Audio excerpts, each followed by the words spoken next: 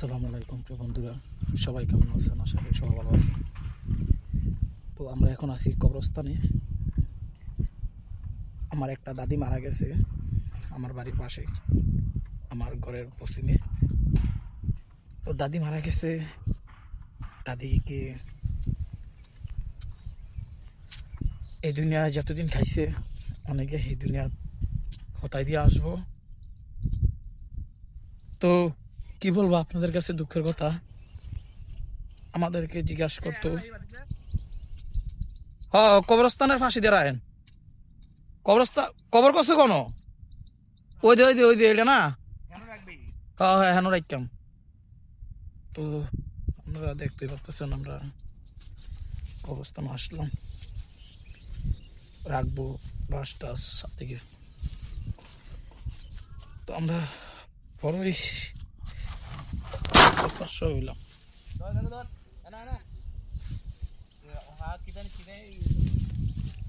হ্যাঁ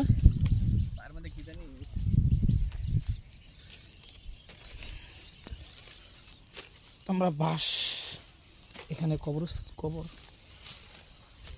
দেখলে বুঝতে পারবেন। এটা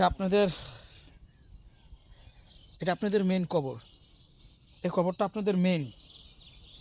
আমরা এখন বর্তমানে যে দুনিয়া আছি, এটা হলো একটা ফাও, এটা হলো এটা হলো একটা মিছা দুনিয়া। আমরা যে কোনো কথা কাজে বলতে হলে মিছা কথা কইতেই হবে।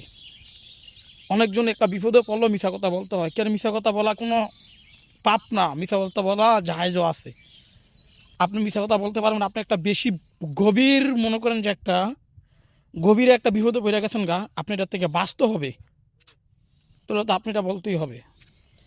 যে আমাদের কবরস্থান দেখেন অনেকটাই বিশাল বড়। তো প্রায় আপনার বেশি অনেকটাই বড়, বুঝছেন।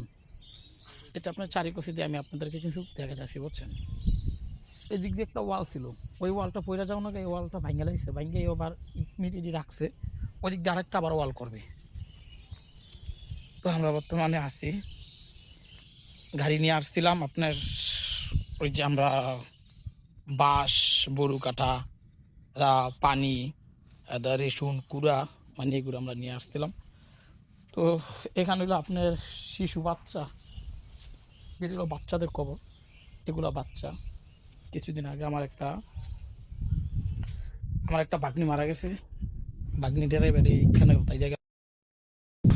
এইটা হলো আপনার খাজুর কাটা, এটা হলো আপনার খাজুর কাটা, এটা আপনার কবরের মাঝখানে দেবো, নাবির বরাবর দেয় খাজুর কাটাটা। তো আপনারা যে যেখান থেকে দেখতেছেন আমার ভিডিওটা শেয়ার করে দিবেন, সবাই দেখার সুযোগ করে দিবেন। একটা মানুষ তো ভাই চিরদিন বেশি থাকে না। আমরা তো এই জিনিসটা তো ছেলে সন্তানকে বুঝাইয়া পারা যায় না। ছেলে সন্তান যতই চেষ্টা করুক চোখের পানি জীবনও মুছতে পারবে না, ওইটা কান্দা আসবেই। জীবনের লেগে হতাই দেওয়া গেল, এখন বাবা বলে কারা ডাক দিবে, কারোর ডাক দেওয়ার কোনো মানি নাই, ডাক দিতে পারবে না। যে বরু কাটা, বাঁশ, হোলগা, কবর, এখানে সোতাই দিয়ে যাব চিরদিনের লাইগা। আর দাদিকে দেখতে পারবো না, আর দাদিকে বলতে পারবো না দাদি আপনি কেমন আছেন, বা দাদি আর আমাকে জিজ্ঞেস করবে না দাদি নাতি করতে কাইলা, এরকমটা জিজ্ঞাসা করতে পারবো না। তো আমিও দেখতে পারবো না। আর দাদিকে আল্লাহ তালা যাতে জান্নাতবাসী করুক, জীবনের গুণাগুলো আল্লাহ তালা মাফ করে দেখ।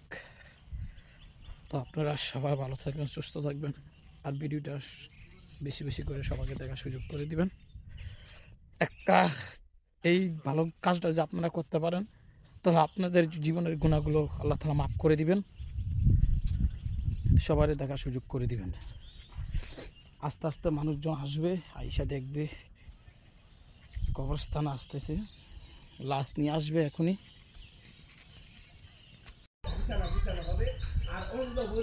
আর আর হাতে একটা হাতুড়ি দিয়ে তাকে নিয়োগ করা হবে তাকে আঘাত করার জন্য। যে তুমি ইসরাফিল আলাইহিস সালাম স্বীকার করে আগ পর্যন্ত তার কবর তাকে আঘাত করতে থাকো। হাতুড়ের আঘাতে মানুষটা মাটির সাথে মিশে যাবে, আল্লাহ পুনরায় সৃষ্টি করবেন। এইভাবে সৃষ্টি আল্লাহ সৃষ্টি করবেন আর ফেরেশতা আঘাত করবে, কিয়ামত পর্যন্ত আযাবের ভিতরে থাকবে। এই জন্য নবী করিম সাল্লাল্লাহু আলাইহি ওয়াসাল্লাম বলতেন, কবরটা কাহার জন্য জাহান্নামের গর্ত আর কার জন্য জান্নাতের টুকরা। যে জানলো না তার জন্য জাহান্নামের গর্ত। আর মানুষ যখন একটা মানুষকে আঘাত করে, যখন কানে চিৎকারের আওয়াজ শোনে আর কেউ সে যখন দেখে তার আঘাত রক্তপাত হয়েছে, সমস্যা হয়েছে, তখন তার একটা মমতা সৃষ্টি হয়। আমরা বললাম না,